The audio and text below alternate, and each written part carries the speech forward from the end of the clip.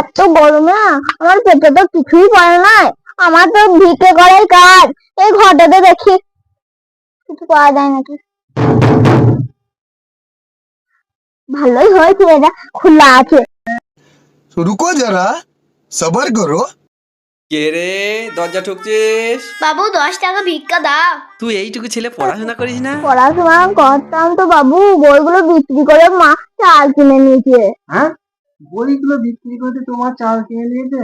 বেশ, তাহলে একটি প্রশ্নের উত্তর দে তো দেখি। তাহলে তোর পেটে খুবই টান, তাই তো? হ্যাঁ। হ্যাঁ, বেশ, তাহলে একটি প্রশ্নের উত্তর দে। তোকে যদি একদিনের জন্য প্রধানমন্ত্রী করি তাহলে তুই কি করবি? আমি প্রধানমন্ত্রী হয় তাহলে আমি কাঁঠাল গাছে বেল ধরিয়ে দেখাবো। ধুর খেপা নাকি তুই? হ্যাঁ, এই কাঁঠাল গাছে কোনোদিন বেল ধরে? আমি চাপা নয়, তুমি চাপা। ভিখারি থেকে